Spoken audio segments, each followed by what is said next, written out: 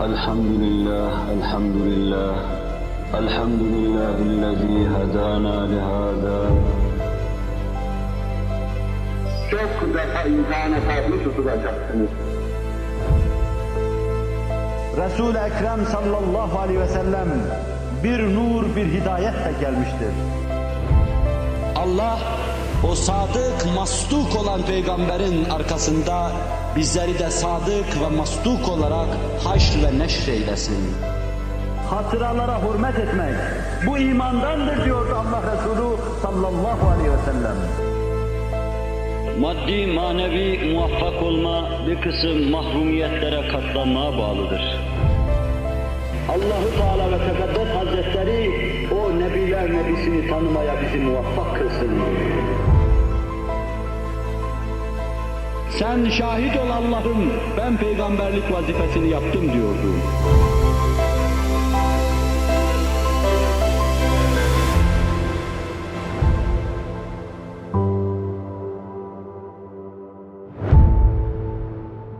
Elhamdülillah, elhamdülillah. Elhamdülillahillezî hedâna lihâzâ. وما كنا لنهتدي لولا أن هدانا الله وما توفيقي ولا اعتصامي إلا بالله عليه توكلت وإليه أنيب أشهد أن لا إله إلا الله وحده لا شريك له ولا نظير له ولا مثال له الذي لا أحصي ثناء عليه كما أثنى على نفسه عز جاره وجل ثناؤه ولا يهزم جنده ولا يخلف وعده ولا إله غيره وأشهد أن سيدنا وسندنا ومولانا محمدا عبده ورسوله السابق إلى الأنام نوره ورحمة للعالمين ظهوره صلى الله تعالى عليه وعلى آله وأولاده وأزواجه وأصحابه وأتباعه أجمعين أما بعد فيا عباد الله اتقوا الله تعالى وأطيعوه فقد قال الله تعالى في كتابه الكريم أعوذ بالله من الشيطان الرجيم بسم الله الرحمن الرحيم يا أيها النبي إنا أرسلناك شاهدا ومبشرا ونذيرا صدق الله العظيم. وبلغنا رسوله النبي الهاشمي الكريم.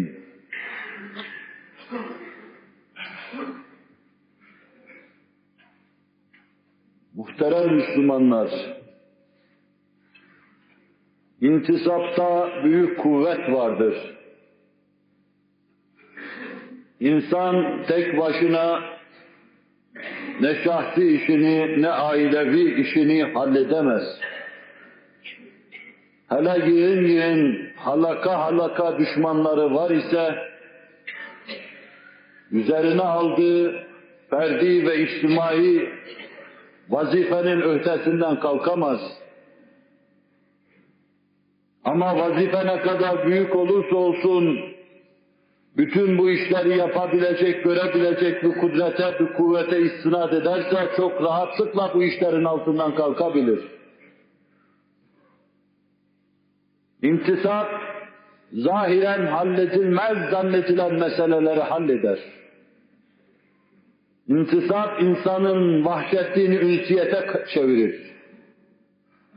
İntisap sayesinde insan hiçbir zaman kendisini yalnız hissetmez.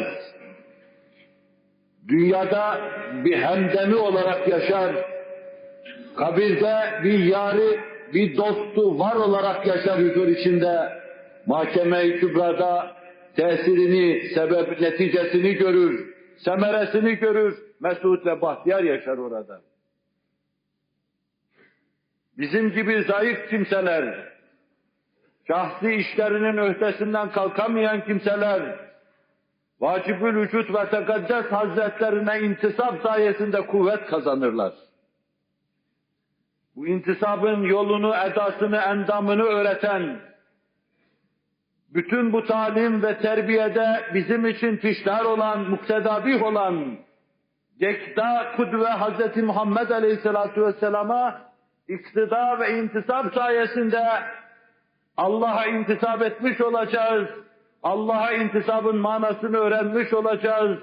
Allah'a intisap keyfiyetini kavramış olacağız.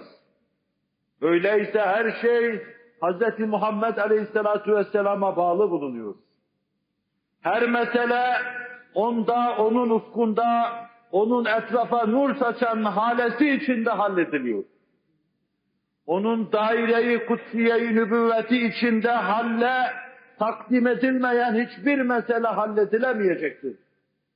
Onun nübüvvet dailesinin içine götürülmeyen hiçbir mesele, hiçbir müşkül çözülmeyecektir. Hz. Muhammed Aleyhisselatü Vesselam, beşerin Allah'a intisabının temsilcisidir.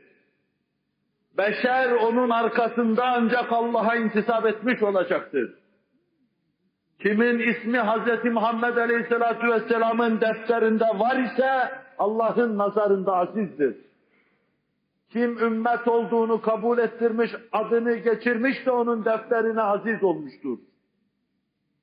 Ve kim gönlünde Hz. Muhammed'e birinci yeri vermişse sallallahu aleyhi ve sellem, Hz. Muhammed'in nazarında azizdir ve defterine kaydolmaya namzettir, liyakati vardır. Kim Hz. Muhammed'in arzularını sallallahu aleyhi ve sellem kendi şahsi arzu ve istekleri üstünde tutuyorsa, ona intisabı izzet biliyorsa, ona hizmeti şeref sayıyorsa, o insan aziz olacaktır. İşte sahabi tabi'in ve etba'dan sonra beşerin perişan olması, derbeder olması, payimal olması, Resul-i Ekrem Aleyhisselatü Vesselam'a gerçek manada intisap hakikatini kavrayamayışındandır. Beşer ne zaman Hz. Muhammed Aleyhisselatü Vesselam'a hakiki manasıyla intisabını kavramışsa, bir müridin bir mürşide intisap ettiği gibi, tarikatta, tekkede, zaviyede bir bendenin bir maksuda, bir matsuba bağlandığı gibi bağlanmış da, sair zamanlara nispeten taali ve terakki etmiş, yükselmiş, hadiselerin üstüne çıkmış, düşmanlarına galebe çalmıştır. Bu intisabın manasını anlamadığı devirlerde, 20. asırda topyekün İslam aleminin maruz kaldığı gibi, bu intisabın hakiki manası anlaşılmayan devirlerde, bu asırda olduğu gibi, İslam alemi saadet aslına nispeten tedenni etmiş, yıkılmış, Müslümanların haysiyetleri, izzetleri, namusları payimal olmuştur. Biz maddi ve manevi Hz. Muhammed Aleyhisselatü Vesselam'a dayanmakla kuvvet kazanacağız.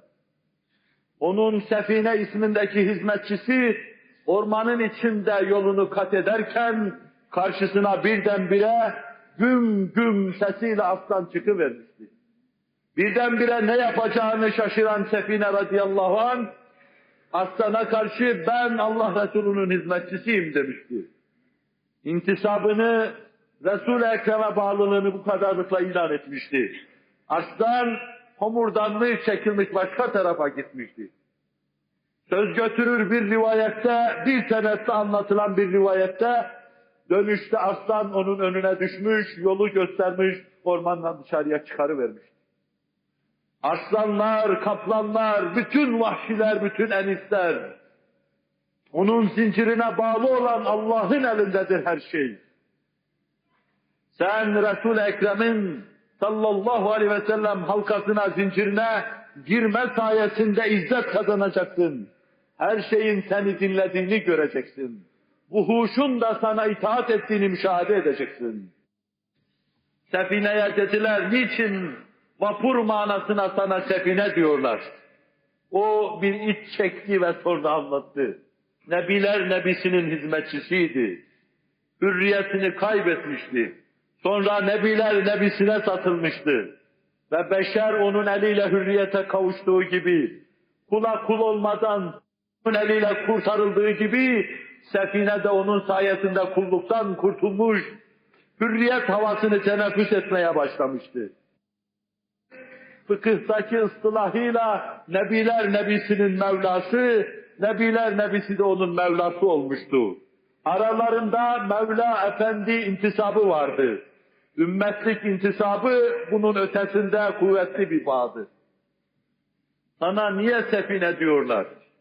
Ahmet bin Hanbel, Beyhaki ve Ebu Nuaym bize sefinenin şu sözleri söylediğini naklediyorlar. Resul-i Ekrem hayattaydı. Onu sonra soruyorlar ona. Biz sefere gidiyorduk. Ashab taşıdıkları yükten yorulmuştu. Ben bir iki arkadaşımın yükünü aldım. Benim yük aldığımı görünce civan mertliğim karşısında Allah Resulü teveccüh buyurup bana vapur manasına sen sefinesin demişti. Ben de kendimde öyle bir kuvvet hissettim ki vallahi bir deve yükü vurdular sırtıma. Bir daha vurdular 7 tane diyor. 7 deve yükünü vurdular. Küreyi ardı da vursalardı sırtıma taşırdım. Sen sefinesin demişti. İşte o günden bugüne ben sefin oldum gittim. Büyük manaların hamili olması daha büyüktü. Bu büyük hakikatların nakil olmaları daha büyüktü. Taşıdığı yükten daha büyük hakikatları taşıdılar ve bize intikal ettirdiler.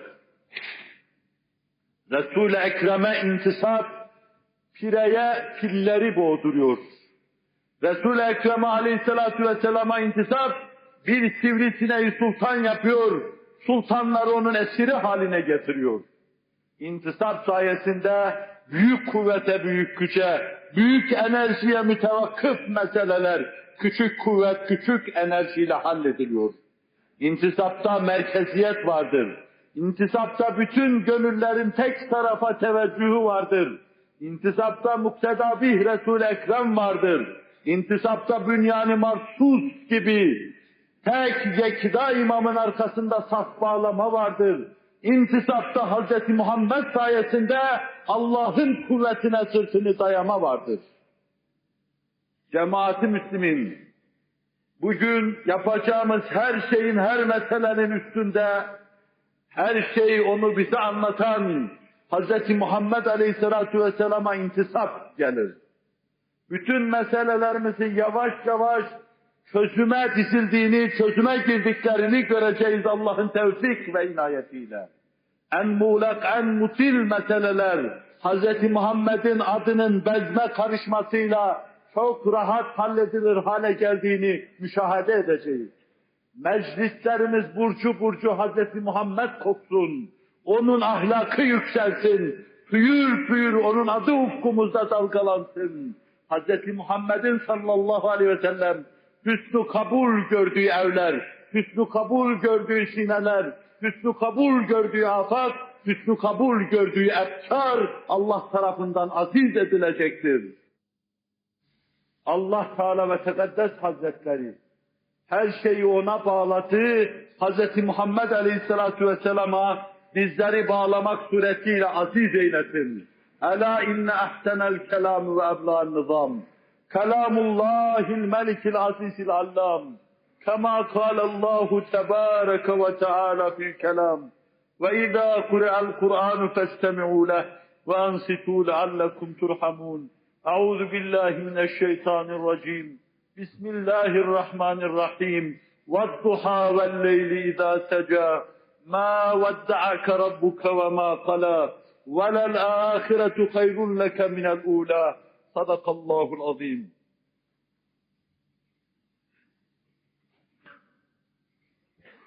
İbadallah, Allah'ın kulları. İttekullâhe ve ati'ûh. Allah'tan çok korkun. Azameti kadar ve küçüklüğünüz kadar. Allah'a karşı gelmekten sakının, tir tir titreyin. Onun himayesine girin ve Allah'a itaat edin. İnna Allah ya'muru bil adli vel ihsan ve ita'i zil kurba. Allah adaletle emrediyor. Kur'an'da, İslam'da tarif buyurduğu hayat tarzıyla tarzı telakkilerinizde asırların ilcaatıyla değil, Kur'an'ın getirdiği hayat tarzını yaşamakla emrediyor. En geniş manasıyla ihsanla, Allah'a takdim ettiğiniz bütün ibadetleri onu görüyor gibi takdim etmekle, siz Allah'ı görmeseniz dahi o sizi her halükarda görüyor ya.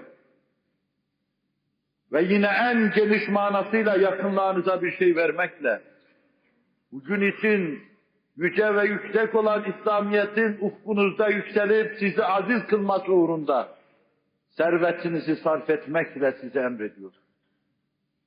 وَيَنْهَا عَنِ الْفَحْشَاءِ وَالْمُنْكَرِ وَالْبَغِيِ يَعِظُكُمْ لَعَلَّكُمْ تَذَكَّرُونَ. Ahlaksızın her çeşidinden, gizlisinden, açığından, büyüğünden, küçüğünden, göze, dile, ağza, kulağa tevakkuf edeninden, her çeşidinden. Dinin emirlerini tanımayıp baş kaldırmadan, serkeşlik yapmadan ve telakkilerin, asırların anlayışının değil, İslam'ın çirkin gördüğü her şeyden sizi nehyediyor, yasaklıyor. Böylece vaaz-ı nasihat ediyor. Ta düşünesiniz, kendinize gelesiniz, binlerce eğri büğrü felakete götürücü yollar içinde tek cennete ve Allah'a götüren doğru yol olan İslamiyet'i bulasınız. Emni eman içinde cennete dahil ola, mes'ud olasınız. Akimis salah, inna salate tenha anil fahşai vel münker ve lezikrullahi ekber vallahu ya'lemu ma tesna'un. Sadakallahul azim.